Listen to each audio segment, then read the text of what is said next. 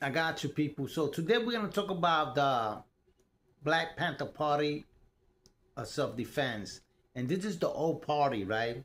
This organization, the Black Panther Party of Self-Defense, was created in Oakland, California, in 1966, and the new one here in Philly, I didn't look it up. I don't know when it was created or founded, but the new one in Philly is just the new Black Panther Party, and people saying that the new one is nothing but a hate group and a militant group that really don't do nothing for the people. Cause the Black Panther Party of Self-Defense and back in the 60s were for the people, right? They will acquire funds to feed the children's. They had programs. They had help people for housing and protected the people from police brutality. So that's how all the problems came to the Black Panther Party of Self-Defense. They only did it because they were being oppressed by the police department that was getting brutal, right? Beat up.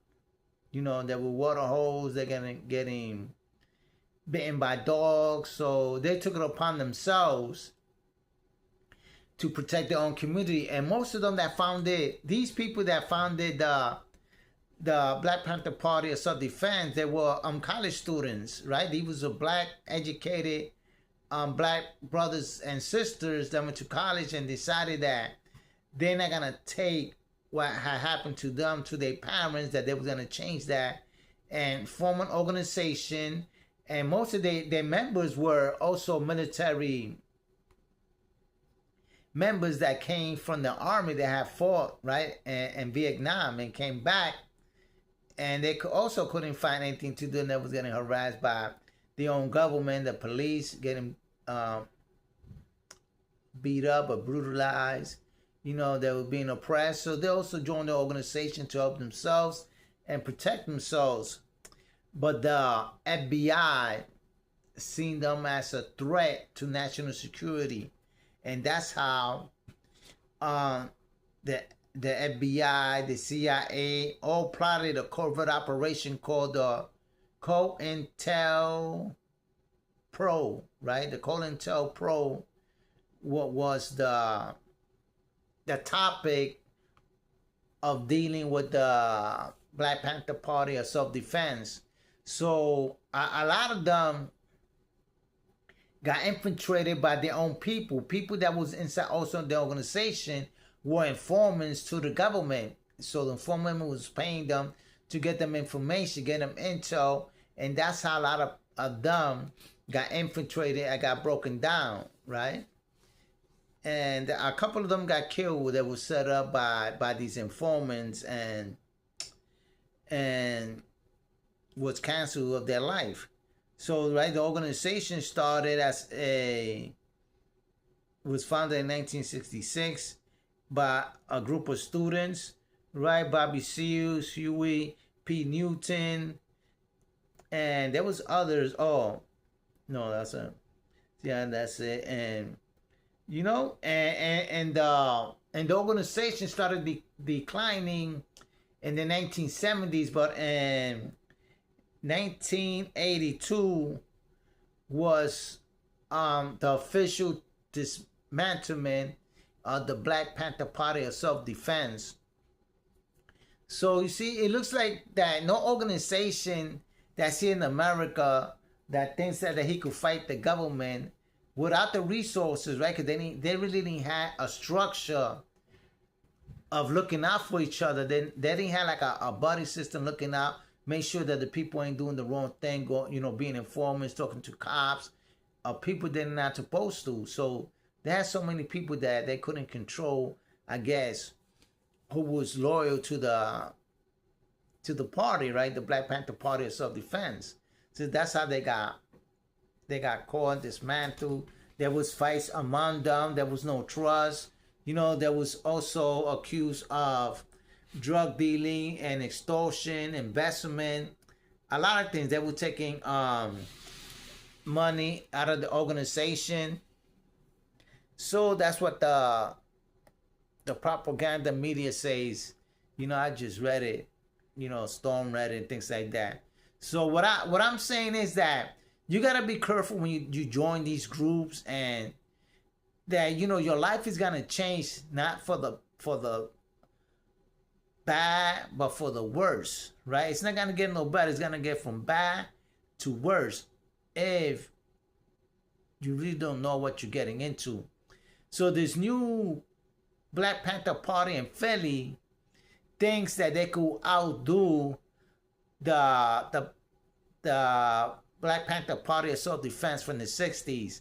And right now they're doing it wrong, because one of their leaders that's always walking around with that semi-automatic rifle thinks that he's the top gun, right? That he's the man when he walks around, that cops cannot do nothing and things like that. He put out a quote or slogan that if any ICE or any official try to treat him, that they treat him like these immigrants, he put a bullet on them the size of a window. That's what he said. You could look it up, and it's out there. And and the government records of this. They keep this, because sooner or later, I'm telling you, the guy that said that, right? Let me see if I remember. If anybody should mess with him, he will put a bullet the size of a window on their head. That's what he said. But if I'm wrong, you can look it up. It's out there, right? You got to be careful when you say things like that, because the government never forgets things, and they will look it up, and you're going to be the first one on the list that's going to get canceled. Because I think he's like portraying the leader. I don't know if he's the leader or he's portraying like he's the leader. But just because you got a semi-automatic rifle, you're not nothing here in America, man. I'm telling you. The government has control of everything. He wants you canceled, he's going to cancel you. And if he can't get you, he's going to put pressure on your family. Believe me, if you were to get inside the government's skin like that, they're going to cancel all your benefits, whatever you have, job, credit cards. They will erase you, and you'll be walking the zone like if you never existed. You're going to be erased like nobody knows you. You won't be in no record. You won't be able to buy anything for. Remember, you're using government printed money. You don't make your own money. You can't have a gun without asking the government. What happens if they cancel all your license to carry? What you gonna do? You're gonna force them to give you a license? They can cancel any of that with the stroke of a pen. That's how the government does it here. With a stroke of a pen, sends a letter for you, and everything in your life is canceled. You cannot do nothing about it. So that's what I'm saying. You got to be careful with what you're saying to the government. If that could snatch a president overseas and bring him back, here to the States, you ain't nothing. You here in the States, it's easy to cancel you. You like a fish inside a tuna can. Once they open it, you in there. That's it. They take you out. But man, I don't understand these people. They get a couple of guns, a couple of permits, and they think they could rule the world. No. I know you're trying to do the something good, but you're gonna get yourself canceled, man. You're gonna get everybody else in your organization dismantled too. There's no organization in America that has lasted when the government gets involved. They got into everybody. They got into they let the Italians run as long as they can. Remember, all the Italians were getting old anyway. And guess what happened once they got all caught and they were indicted? All of them were squealing on each other, right? There was like parakeets squealing on each other like canaries, right? Everybody squeals on everybody when it comes to that. Nobody wants to do life in jail alone, so they squeal on everybody and all your members, and just like that, you'll be dismantled. Look at what was happening also with the Israelites, right? The black Israelites. The people not talking about them anymore as they were before, because there was also on the news and things like that. Hateful group, the black Israelites. They think that they the chosen ones or whatever. I don't mind anybody joining voting against, and it could change your life and make you do better and excel. But if it's not doing anything for you, just getting you more in trouble, that's not a place that you should be. You should be doing something productive, like making money, working, investing, anything to keep you off the streets and make you look combative to the government. Because the government don't play with none of that. Once you threaten the government is going to come on you hard. If you're not ready, you're going to suffer. You're not the only person that's been through stuff in life. Everybody goes through stuff in life. And the immigrant problem is not our problem. You know, if the person knows that you're immigrant and you overstood here and they're looking for you, no matter what you do, they're going to grab you, they're going to catch you, and that's it. And they're going to detain you, deport you. They're just going to take you out. You just should leave on your own. You know, nobody should be fighting these wars for you. Everybody fought their own wars. You should fight your own wars. You want rights? You got to bleed like everybody bled for them, right?